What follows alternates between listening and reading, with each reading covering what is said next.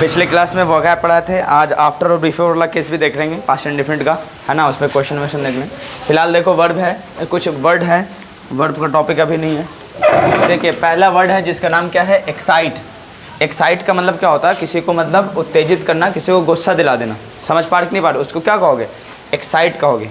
इसीलिए एक वर्ड आता है एक्साइटमेंट, समझ पा रहे, जो वो उत्तेजित में रहता है ना तब कहते हैं, बहुत एक्साइटमेंट उसका था भाई, गुस्सा था। तो उत्तेजित करना यानी किसी को गुस्सा दिलाने को क्या कहोगे आप, एक्साइट कहोगे। और इसका मतलब टू अराउज, अराउज मतलब होता है जगाना, फीलिंग्स और हैप्पीनेस और एंथुजियाज्म।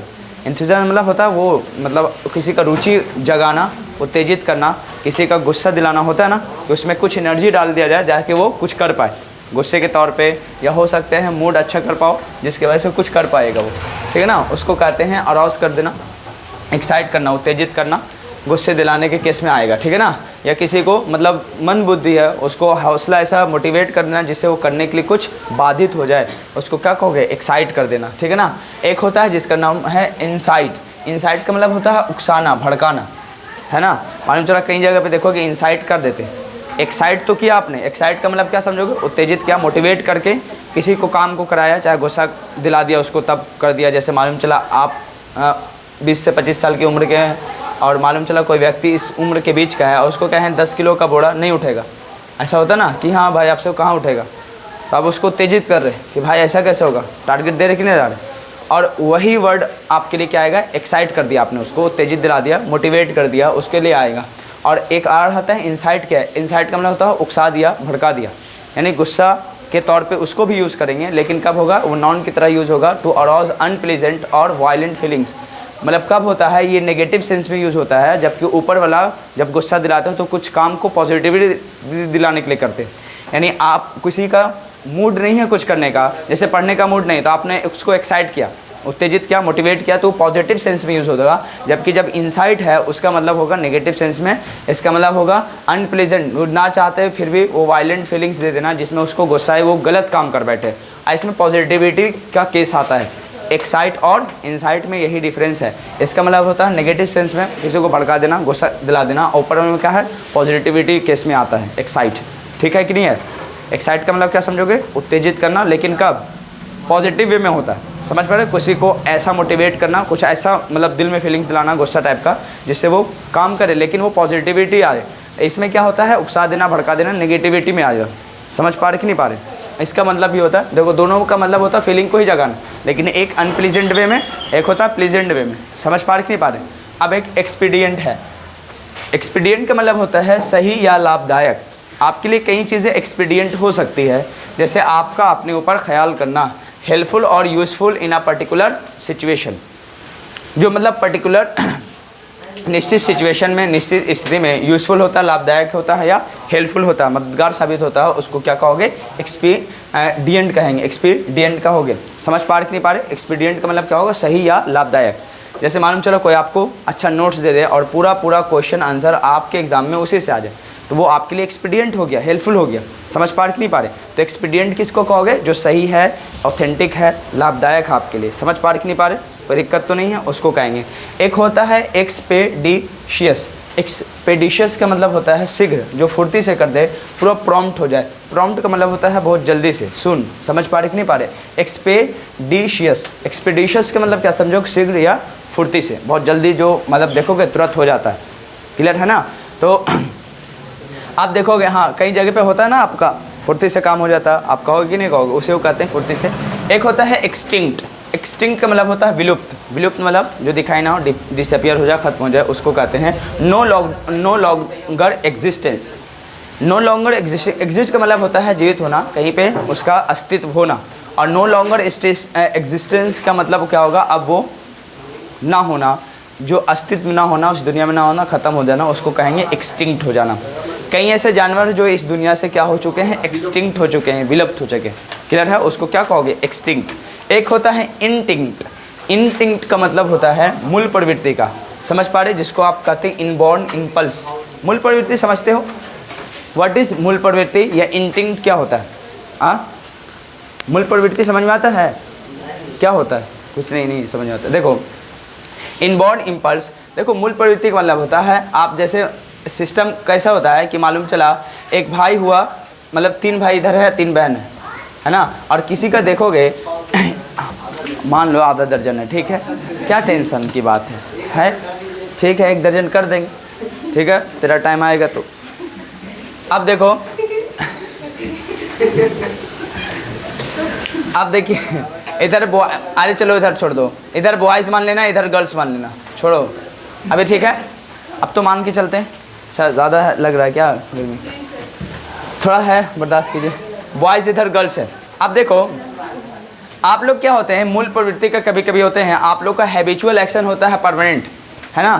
किसी को है कि देखोगे थोड़ा मतलब फॉग बर्दाश्त नहीं होता है ना, वो कभी फॉग देखे नहीं, थोड़ा सा हुआ धुआं तो एकदम उनको सफोकेशन होने लगा। ऐसे केस में क्या होता है, वो मूल प्रवृत्ति हो गए कि उनको कभी ये फेस ना करना पड़ा, यानी उनको अपने जीवन में, लाइफ में वो ऐसा चीज़ को कभी देखा नहीं था और वो नए चैलेंजेस को देखने लगे। समझ पा रहे? या फिर दूसरे तरीके से ऐसे करना समझोगे, इंटिंक्ट का मतलब वैसा चीज़ जैसे मतलब कभी उन्होंने अपने लाइफ में वो देखा नहीं था और इनबॉर्न होने के बाद वो इम्पल्सिस चला आ रहा है। पहली बार उन्होंने लाइफ में कुछ देखा है और वो लाइफ में कुछ देखे नहीं थे, मतलब वो चीज़ जो नया चैलेंज आया था लाइफ में कभी देखे नहीं थे। और वैसे लोगों को आप एक सिस्टम को, एक गेदरेट जगह को या गेदरेट बॉयज़ को, गर्ल्स को आप क्या कहोगे, मूल प्रवृत्ति के ही इंटिंक्ट है। समझ पा नहीं पा रहे? यानी पर्टिकुलर एरिया के वैसे लोग जो कभी लाइफ में वो चीज़ नहीं देखे, जो उनको लाइफ में नए नए चीज़ों को देखना पड़ा, उनको कहते हैं इंटिंक्ट टाइप के। समझ पा नहीं पा रहे? और यही मूल प्रवृत्ति के लोग होते हैं, यानी पर्टिकुलर एरिया के वो लोग जो कभी हो सकता है एक चीज़ से बिलोंग करते थे और नए चीज़ों को झेलना पड़ा, तब कहोगे कि इंटिंक्ट है। मतलब ये मतलब पहले से कुछ नहीं जानते थे, अब ये नए चैलेंजेस को देखने का उनको मिला, तो इसको कहोगे इंटिंक्ट है। समझ पा रहे? मूल प्रवृत्ति के लोग वहाँ से यहाँ आए हैं, नए नए चीज़ों को देख रहे हैं। अब देखोगे फ्लोर एक होता है फर्श, एक होता है ग्राउंड ज़मीन। देखो फ्लोर उसको कहेंगे the flat surface of room which we walk, यानी आप अपने रूम का जो सरफेस जो फर्श होता है, यानी आप देखोगे जिसको आप क्या कह सकते हो, जिस पे आप चलते हैं सीधा सीधा, उसको आप क्या कहोगे, फर्श कहोगे, फ्लोर कहेंगे। और ग्राउंड किसको कहोगे, ज़मीन किसको कहोगे, the surface of the earth outside the room, यानी बाहर से जब जाओगे, यानी घर से बाहर जब निकल जाओगे तो जो आपको ज़मीन मिलता है उसको आप क्या कहोगे, ग्राउंड। जब घर के अंदर आते हो और रूम का जो सतह होता है उसको क्या कहोगे, फ्लोर कहोगे, फर्श कहोगे। और जो ज़मीन का मतलब होता है पूरा, यानी आपके घर से बाहर, समझ पा रहे कि नहीं पा रहे, उसको आप क्या कहोगे, सीधा सीधा ग्राउंड कहोगे। क्लियर है कि नहीं है? आप वहाँ पे फ्लोर उसको नहीं कहेंगे। क्लियर? चलिए अब देखोगे ग्रेसफुल क्या होता है, भव्य, जिसको हैंडसम और अट्रैक्टिव कहते हो। वैसा जो दिखने में बहुत खूबसूरत होता है उसको क्या कहोगे, ग्रेसफुल। जो बहुत खूबसूरत होता है बिल्डिंग, यानी अट्रैक्टिव होता है, देखने के बाद मुँह आ जाता है, उसको क्या कहोगे, ग्रेसफुल। एक और होता है जिसका नाम होता है ग्रेशियस। ये ग्रेसफुल, ग्रेसफुल मतलब भव्य, अट्रैक्टिव, जो देखने के बाद मनमोहक हो, खूबसूरत हो, उसको कहते हैं। अरे यार ये यहाँ पे इंसानों के लिए नहीं यूज़ होगा, बेहतर होता है किसी बिल्डिंग के लिए। समझ पा रहे? हाँ, और अगर इंसान के लिए आता है तो हैंडसम उसको यूज़ कर सकते हो, किसी लड़की के लिए आएगा तो ब्यूटीफुल, और कोई मतलब हाँ ये दोनों पर्सन के लिए, मतलब इंसानों के लिए भी आता है और non living things, living things दोनों के लिए आएगा अट्रैक्टिव। और ग्रेसफुल सिर्फ उसी के लिए पर्टिकुलर यूज़ किया जाता है, ठीक है ना। हाँ, लेकिन कहीं कहीं जगह पे कुछ स्पीकिंग में यूज़ करके निकल जाते हैं तो उसको एक्सेप्टेबल किया जाता है। चलो एक होता है ग्रेशियस। ग्रेशियस का मतलब होता है दयालु, जिसको कहते हैं मर्सीफुल, जिसके अंदर दिलों में रहम होता है ना, दिलों के अंदर क्या होता है, रहम होता है, उसको क्या कहोगे, ग्रेसफुल, दयालु। समझ पा रहे नहीं, जिसको आप क्या कहते हैं, काइंडनेस। गेट होता है GAT, गेट मतलब होता है द्वार, एक एन एंट्रेंस। अच्छा एक बात बताओ, एक होता है डोर, DOOR डोर, और गेट में क्या फ़र्क है? मुझे उम्मीद है कि आपको मालूम होगा, नहीं मालूम है। देखो डोर उसको कहते हैं जो घर का आपका दरवाज़ा होता है, समझ पा रहे, जो बिल्कुल सराउंडेड होता है, घिरा होता है, उसके ऊपर फ्लोर होते हैं, सरफेस होते हैं, सतह होते हैं। एक और जिसको गेट, हाँ उसका जो खोलने वोलने का एंट्रेंस होता है उसको क्या कहोगे आप, डोर कहोगे। लेकिन गेट उसको कहेंगे, मालूम चला ये मैंने बाउंड्री, देखो एक ज़मीन है उसको आपने बाउंड्री किया और बाउंड्री करने के बाद यहाँ पे एक आने जाने का जगह दे दिया, तो अब इसको क्या कहेंगे, गेट कहोगे। देखो गेट का मतलब होता है खुले एरिया, सिर्फ बाउंड्री किया हुआ पे जगह पे आप एंट्रेंस आने जाने के लिए दे रहे हो, उसको कहेंगे आप क्या कहोगे, गेट कहेंगे। क्लियर है? तो आपके घरों में क्या होता है, गेट होता है कि डोर होता है, डोर होता है, कभी भी गेट नहीं होता। गेट होगा क्या, इसका मतलब आपका घर पूरा खुला है और ऐसे ही जाने आने का रास्ता दिया गया। मैदान देखा है, मैदान देखो बाउंड्री पर लगा होता है, बाउंड्री क्या होता है, बीच में थोड़ा सा जगह दे दिया था ना, गेट लगा दिया जाता है। चलिए यही गेट और इसमें अंतर है फ्लोर में, ये सॉरी डोर में। GAIT गेट, इसका मतलब होता है चलने का तरीका। देखोगे कभी कभी एक वर्ड आता है जिसका नाम होता है मार्च, MARCH। मार्च का मतलब यहाँ पे ये महीना वाला मार्च मत समझना। मार्च का मतलब होता है देखो एक तरह से चलने या चलने की सिस्टम, जैसे आर्मी लोग मार्च करती है कि नहीं करती है। देखो एक तरफा मतलब होता है कदम से कदम मिलाने को क्या कहोगे आप, मार्च कहोगे। समझ पा रहे, कदम से कदम मिलाकर चलने को क्या कहोगे, मार्च कहोगे। परेड में ये सब देखा जाता है कि मार्च हो रहा है ना, क्लियर है।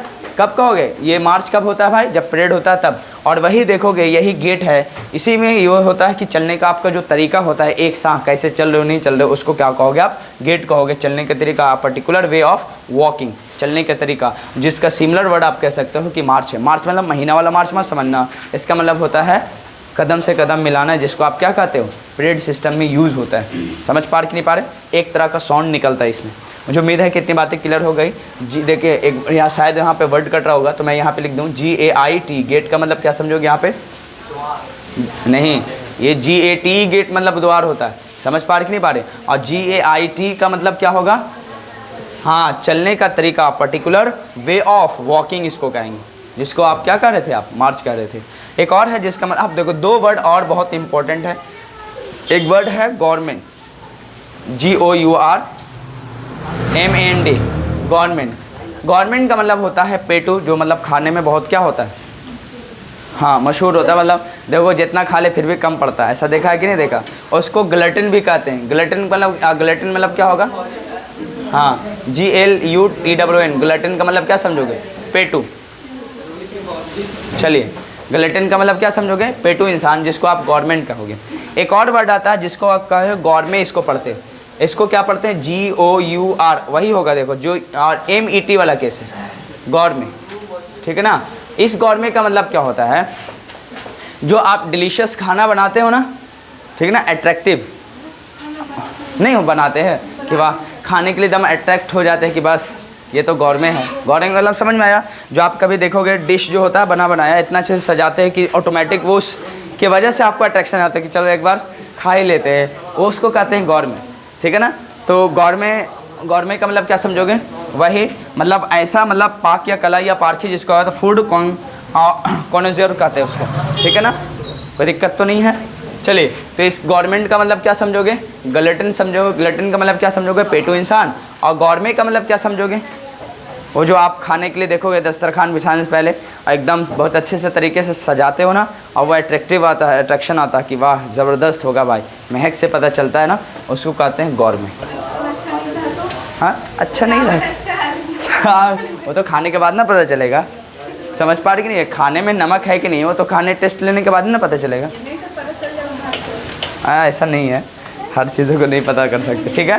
मुझे उम्मीद है बातें समझ में आ गया। एक वर्ड और है जिसका मतलब होता है हियर। हियर मतलब सुनना, लेकिन टू रिसीव साउंड कब होता है, सुनो, हियर मतलब सुनना, जब ये ऑटोमेटिक सब सुनाई देती है, जब तक आप जिंदा होते हो ऑटोमेटिक सब कुछ सुनाई देगा, इसको आप रोक नहीं सकते, ये हियर का मतलब होता है। एक होता है लिसन, जिसमें आप ध्यान से सुनते हो, इसका मतलब क्या होगा, ध्यान से सुनना, टू हियर केयरफुली। समझ पा रही कि नहीं पे, हियर केयरफुली का मतलब क्या होता है, जिसमें आप गौर से सुनते हो, आप अपना ध्यान से सुनते हो कि कुछ मिस्टेक तो नहीं। जैसे सॉन्ग सुनते हो तो इसमें आपका मर्जी होता है गौर से सुनना, इसका मतलब होता है नेचुरल हैबिट के साथ होता है, ये समझो अपना हैबिट होता है। ये क्या होता है, नेचर वाला केस, जब तक इसी का एंड ना हो, दुनिया से नहीं चले जाए, तब तक ये सुनना बंद नहीं हो, ऑटोमेटिक सब कुछ सुनाई देता रहेगा, ये हियर का मतलब होता है, ठीक है ना। ये रिसीव साउंड होता है, ऑटोमेटिक आप रिसीव करते रहोगे। समझ पा रहे कि नहीं पा रहे, कोई दिक्कत तो नहीं है। वही जैसे SWC था ना, सी का मतलब क्या होता है, देखना, ऑटोमेटिक दिखेगा जब तक इंसान जिंदा रहेगा। एक वॉच होता है जिसमें आप अपनी मर्जी से चलचित्र को देखते हो, लुक एट, ये भी अपने मर्जी का देखना होता है। समझ पा रहे कि नहीं पा रहे, वो सभी बातें आपको बताया गया था। मुझे उम्मीद है कि सब क्लियर है, कोई डाउट तो नहीं है। अभी हेडिंग डालिए, यूज ऑफ आफ्टर और बिफोर वाला केस, उस पर पहले ट्रांसलेशन करवा देते हैं, उसके बाद हम लोग समझाएंगे, ठीक है। कल सेंटेंस करवाए थे, हेडिंग डालिए। कल एक सेंटेंस करवाए थे ना, याद है, पुलिस के आने से पहले चोर भाग चुका था, सब लोग लिख लीजिए ये सेंटेंस। अच्छा ठीक है, भाग चुका था या भाग गया था,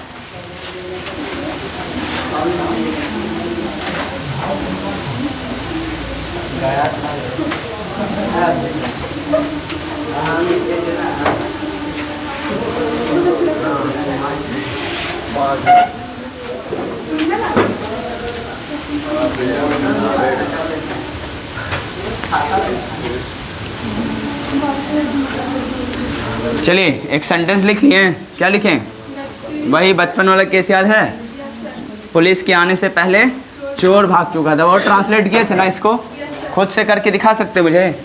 कीजिए तो, जिन लोग से बनना बनाइए, जो लोग से नहीं बनना उनके साथ मैं हूँ।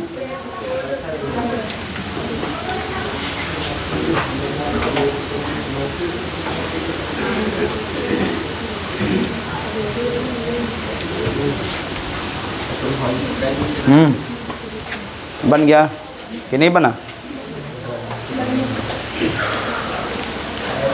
चलिए क्या लिखवाए थे सेंटेंस? पुलिस के आने से पहले, पुलिस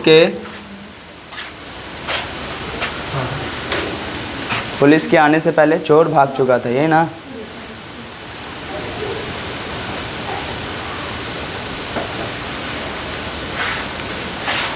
पुलिस के आने से पहले चोर भाग चुका था।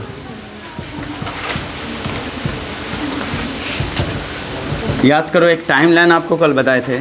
यहाँ पे अगर प्रेजेंट टाइम में आप जी रहे हो तो इससे आगे जाओगे तो आपको फ्यूचर मिलेगा, और इससे पीछे आओगे तो आपको पास्ट मिलेगा। और पास्ट की कैटेगरी भी दो हो जाती है कि नहीं होती है? एक होता है प्रेजेंट से रिलेशन बनाना, एक होता है पास्ट से रिलेशन बनाना। याद है आपको? याद है ना? जो पास्ट से रिलेशन बनाता है उसको पास्ट ऑफ पास्ट की कैटेगरी में डालते हैं, पास्ट ऑफ पास्ट। और जब पास्ट ऑफ पास्ट होगा तो ये टेंस किस में चला जाएगा? पास्ट परफेक्ट में चला जाता है। याद है आपको?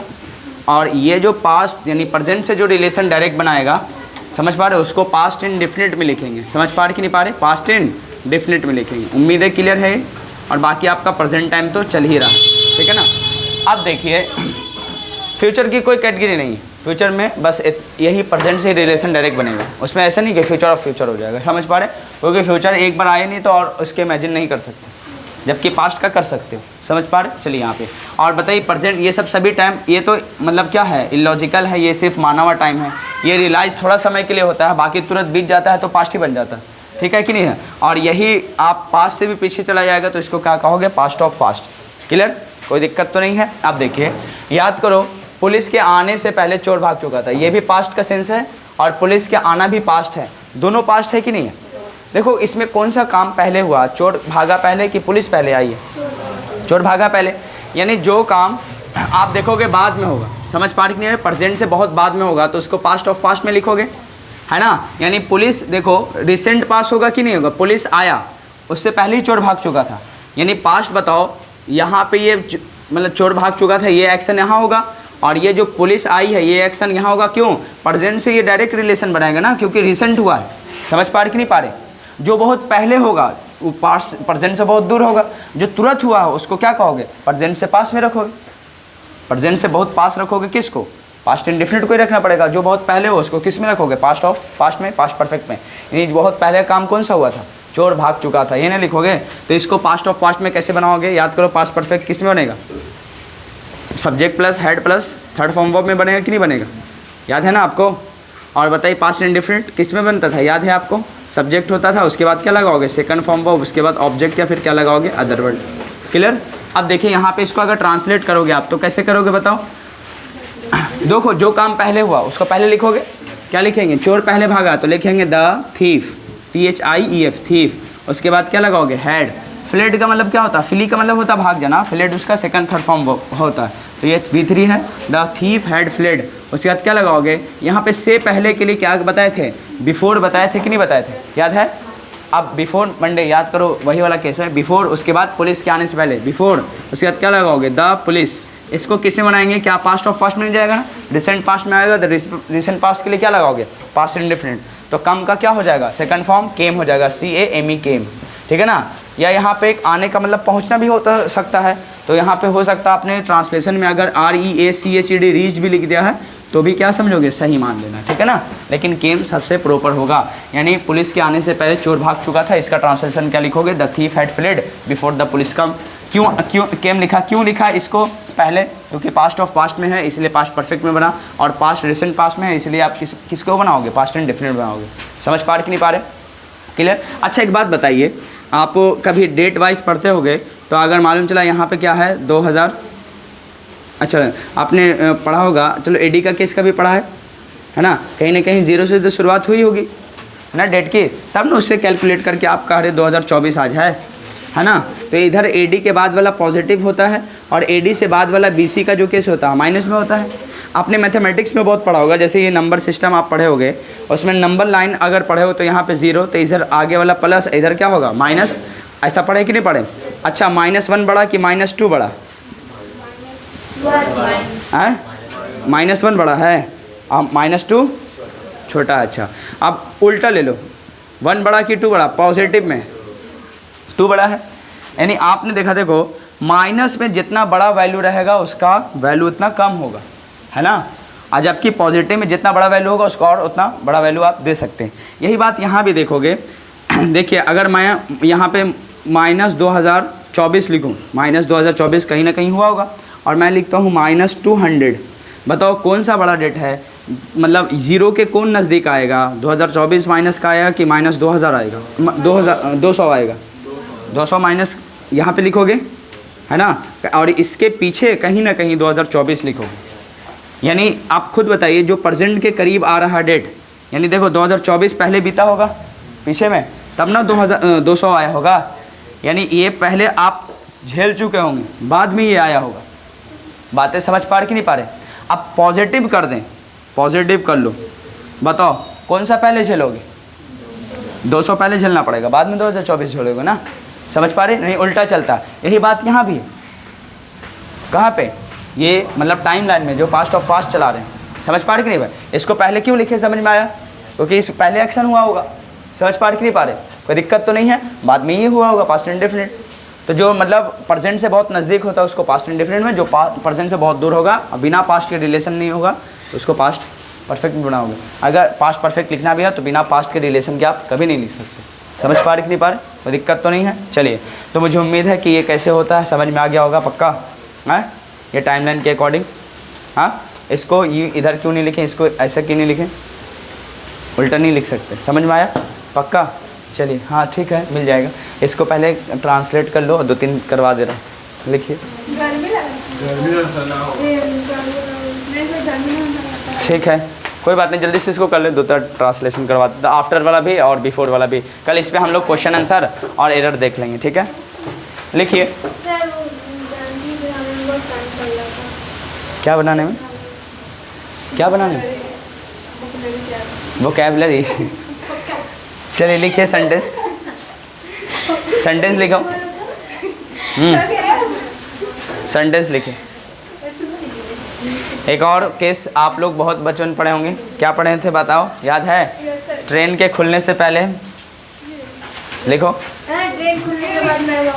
नहीं बोला आफ्टर, वो तो आफ्टर केस में बताएंगे। लिखो, या गाड़ी या ट्रेन खुलने से पहले मैं स्टेशन पहुंच चुका था। ट्रेन खुलने से पहले मैं स्टेशन पहुंच चुका था। ट्रेन खुलने से पहले मैं स्टेशन पहुंच चुका था। बन जाएगा, इसी पैटर्न पे लिखना है, दोनों पास्ट का है इसीलिए। हाँ इसको घर, हाँ भी बना लेना, चलो घर पे कर लेना, हटाओ। ट्रेन खुलने से पहले मैं स्टेशन पहुंच चुका था, बन जाएगा, कोई दिक्कत तो नहीं है। एक सेंटेंस और लो। पापा के घर पहुंचने से पहले मैं घर पहुंच चुका था। पापा के घर पहुंचने से पहले मैं घर पहुंच चुका था। पापा के घर पहुंचने से पहले मैं घर पहुंच चुका था।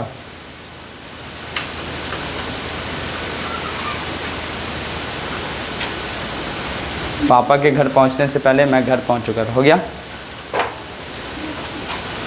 घंटी बजने से पहले वह लड़का विद्यालय पहुंच चुका था।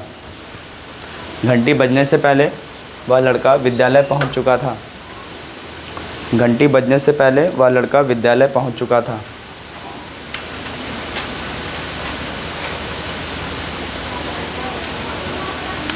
हो गया, कोई दिक्कत तो नहीं है, टाइमलाइन समझ में आ गया होगा। अब देखो इसी सेंटेंस को 2 मिनट मैं उलट देता हूँ।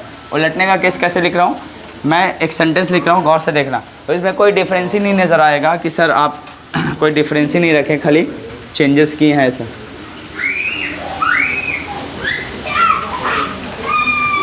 चलिए यहाँ पे देखो, मैं लिख रहा हूँ चोर के भागने के बाद, चोर के भागने के बाद, चोर के भागने के बाद पुलिस आई, चोर के भागने के बाद police I.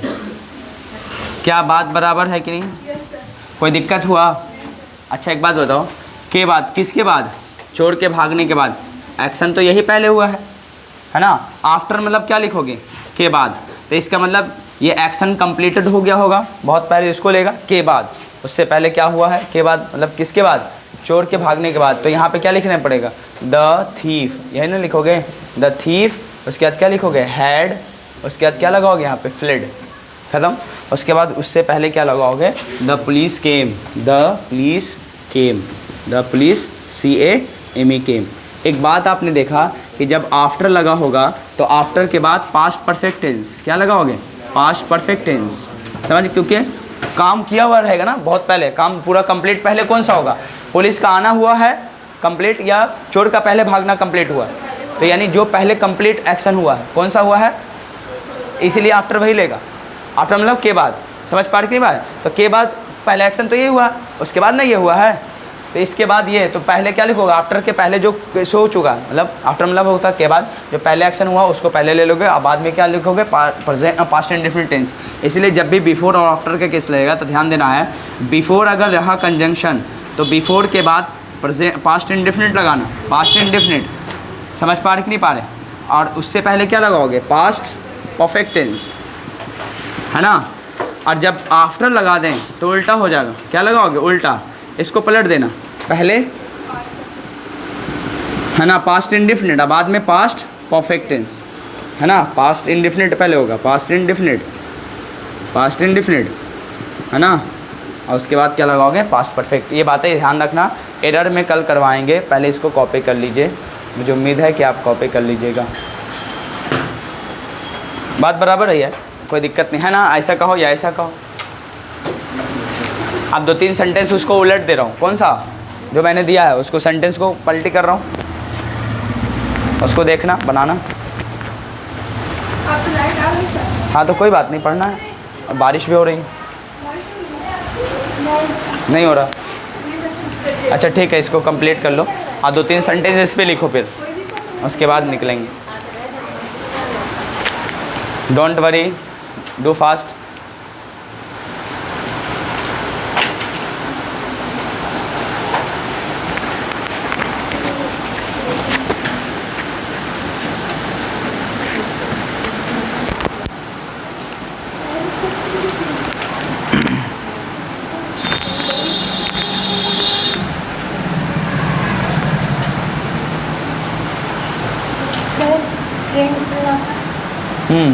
Start the train लिखना पड़ेगा। अच्छा train Khulna, the train start लिखना पड़ेगा, पहले सब्जेक्ट है ना, तो कैसे बनाओगे? द ट्रेन लिखना ही पड़ेगा पहले। ट्रेन खुलती है, द ट्रेन स्टार्ट्स, ट्रेन खुल गई, द ट्रेन स्टार्टेड, है ना, ऐसा लिखना पड़ेगा। चलिए अब बना दोगे? क्या बनेगा बताओ? ये वाला तो बन गया, the police came after the thief had fled, और या ऐसा लिख सकते हो, the thief had fled before the police केम, है ना। अब ये 2 सेंटेंस दे रहा हूँ, उसको भी बना लीजिएगा घर पे, लिखिए।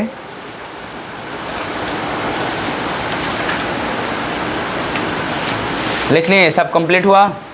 हाँ, उसके लिखने के बाद, उसके लिखने के बाद, उसके लिखने के बाद मैंने इस किताब को लिखा, उसके लिखने के बाद मैंने इस किताब को लिखा,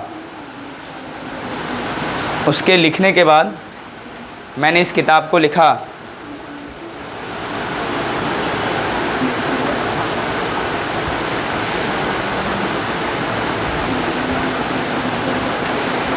उसके दिल्ली जाने के बाद, दूसरा सेंटेंस, उसके दिल्ली जाने के बाद मैं लंदन गया, उसके दिल्ली जाने के बाद मैं लंदन गया, उसके दिल्ली जाने के बाद मैं लंदन गया, उसके दिल्ली जाने के बाद मैं लंदन गया। हो गया? कोई दिक्कत तो नहीं है? अच्छा, ट्रेन खुलने के बाद वह स्टेशन पहुंचा। ट्रेन खुलने के बाद वह स्टेशन पहुंचा। ट्रेन खुलने के बाद वह स्टेशन पहुंचा। ट्रेन खुलने के बाद वह स्टेशन पहुंचा।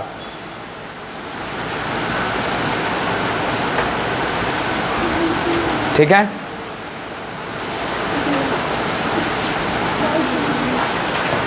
मेरे घर पहुंचने के बाद, मेरे घर पहुंचने के बाद मेरे पापा घर पहुंचे। ट्रेन खुलने के बाद वह स्टेशन पहुंचा। क्या बोले मेरे घर पहुंचने के बाद, मेरे या मुझे घर पहुंचने के बाद, मेरे घर पहुंचने के बाद मेरे पापा घर पहुंचे। मेरे पापा घर पहुंचे। हो गया, कर लोगे, कोई दिक्कत तो नहीं है। इस पर आपका एरर करवा देंगे। और इसमें जो बच जाता है लास्ट इस इंटेंशन ऑफ स्पीकर तो बाद में पढ़ेंगे। जो आपको इमेजिनेशन वाला केस होता, अगर मैं राजा होता तो ये होता, ऐसा वाला केस है ना, उसको हम लोग पढ़ेंगे। ये जब टेंस खत्म होगा तो अलग से वो टॉपिक ही पढ़ेंगे। जैसे it is high time, it is about time, it is the time वाला केस हम लोग पढ़ेंगे। ठीक है ना, वाला केस कब पढ़ेंगे? जब ये सब खत्म होगा तब इंटेंशन ऑफ स्पीकर में। इसको कंप्लीट कर लिए हैं, कोई दिक्कत तो नहीं। वोकैब की वजह से हम लोग का टाइम खा जाता है, ग्रामर में टाइम कम मिल पा रहा है ना। बोलो सर, जो आप बता रहे हैं इंटेंशन ये है क्या, पढ़ने के बाद ना पता चलेगा। ठीक है, इंटेंशन ऑफ स्पीकर अरे पढ़ाएंगे, कोई ये नहीं है, बहुत अच्छा है, कोई बात नहीं। उसमें आपको थिंकिंग अलग हो जाती है, सोच अलग होता है। चलो, मुझे उम्मीद है कोई डाउट है तो पूछ लो। नहीं ना, कोई मीनिंग है नहीं? चलिए फिर मैं मिलता हूँ नेक्स्ट टाइम।